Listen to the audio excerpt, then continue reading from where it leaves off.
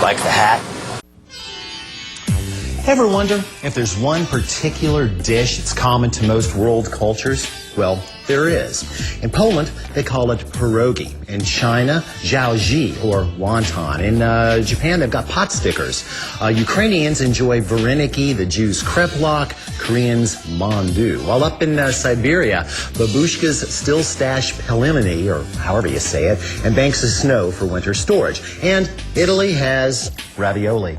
I am, of course, speaking of filled or noodle dumplings. Now, there are a lot of people who believe that Marco Polo first brought noodles from China to Venice around 1295. But how does that explain the fact that Romans had been enjoying these for about 200 years at that point? What's my point? Simply that some ideas just happen spontaneously, especially great ideas. And by the Middle Ages, the filled dumpling was simply an idea whose time had come. Today, it's an idea that's come to your kitchen and to Good Eats. Oh, bother. Good Eats.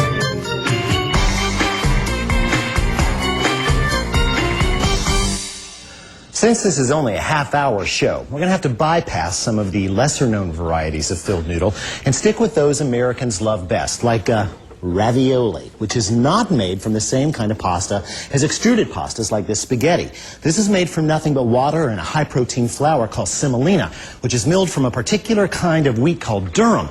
The resulting dough is so tough that in the days back before industrial three-phase mixers, it required hours of kneading by foot. Filled pastas are based on fresh pasta, which contains fat in the form of eggs and oil. And it is a lot easier on your feet. And if you stick to traditional methods, it's pretty easy on the dishwasher, too. Oh, enough of that. This is 2 large eggs beat with 3 tablespoons of water, half a teaspoon of salt, and a teaspoon of olive oil. This is a big old pile of all-purpose flour. About 3 cups, but you don't have to be too picky about it right now. Here's why. We're going to make a bowl out of the flour instead of putting the flour into the bowl. So you just make yourself a little kind of a volcano crater in the middle and make sure that it's pretty stable around the sides. And we're going to pour in just a small amount of the egg mixture. Just use 2 fingers and slowly spin that egg mixture around. Use your other hand to support the wall while slowly kind of pushing it in towards the middle. Antiquated though it may be, I love this method because you never work too much or too little flour into the mixture. The dough simply takes what it needs. Now, if you really can't stand playing with your food, you can do this with your food processor, but I, for one, would call you a sissy. Now, as soon as it comes together into a firm paste like this, wrap in plastic wrap, flatten into a disc, and refrigerate for at least an hour to let it rest. Sure, yeah, it does look a little ooey and gooey for a dough, but you can always add flour when you roll it out. And remember, a lot can happen in here in an hour.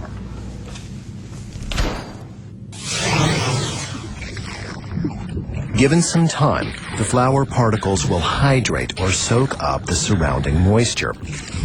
This will make the dough strong, flexible, and rollable. Just don't try to rush the process. Give it an hour, and your patience will be rewarded.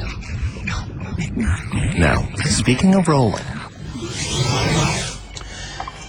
meet the original pasta machine. Still the choice of purists and Italians everywhere. It features no moving parts, so it's pretty light on maintenance, but it can be pretty heavy on the old arms. Now, since I am not a purist, and I'm certainly not Italian, I prefer the mechanized division, if you get my drift. The average home pasta machine is very efficient, produces perfect little sheets of pasta. You just drop the dough right in between these rollers and give the crank it.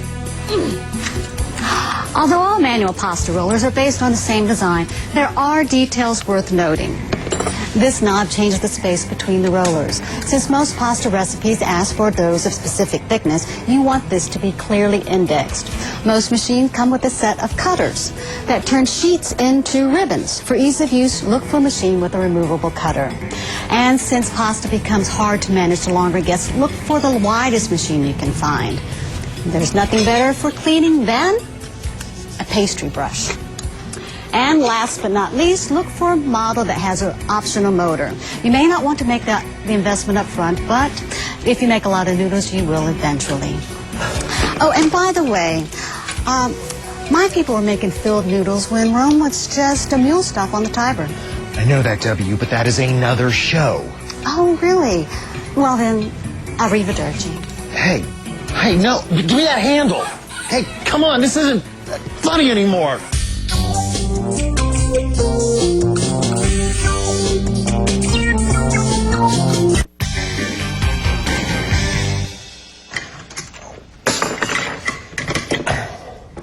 You know, if a pasta machine's going to do you any good at all, you've got to be able to securely anchor it on a piece of counter that leaves you plenty of working room on either side of the machine. There's got to be a better way.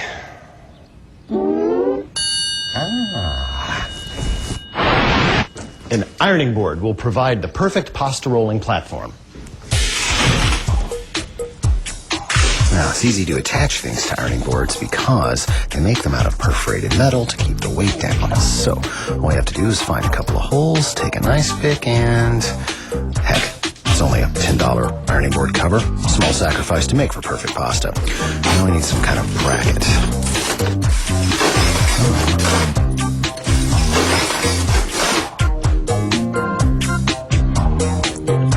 Bracing material from the hardware store. Couple of long screws, and I'll put another piece of bracing on the bottom, and seal that up with a couple of wing nuts. Yeah, that'll do the trick. I just have to work on my Nobel speech. Now, like puff pastry and pie dough, you want to keep pasta dough cool while you work it. So if the weather's suitable, just roll outside.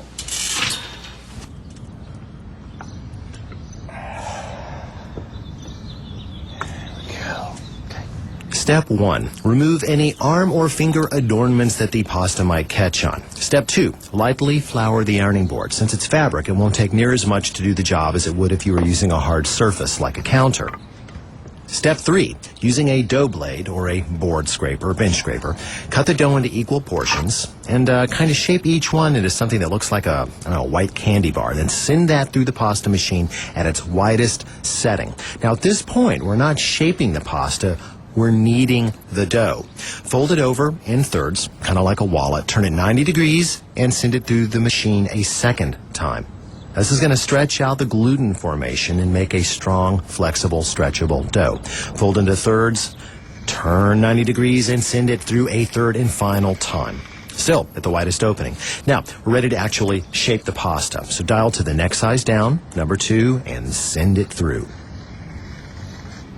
Keep reducing the size of the aperture one step at a time and sending through the dough a single time per size until you get up to number 7. Now, once you get to 7, you should have a dough that's the perfect thickness for ravioli and just long enough to reach from one end of the board to the other. Just going to trim up this funny little end here. There.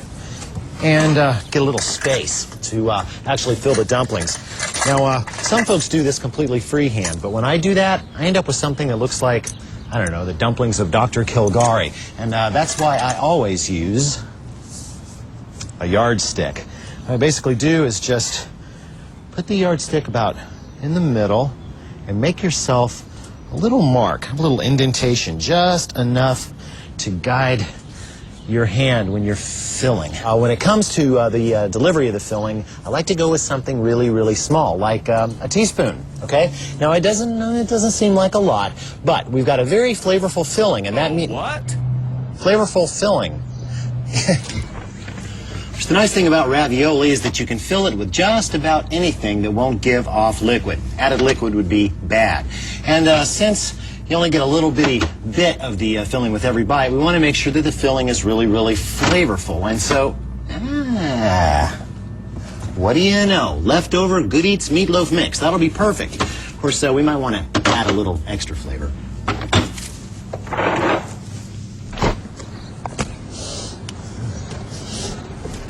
Of course, I suppose this could use a little bit of spicing up. So we'll grate up some of this cheese.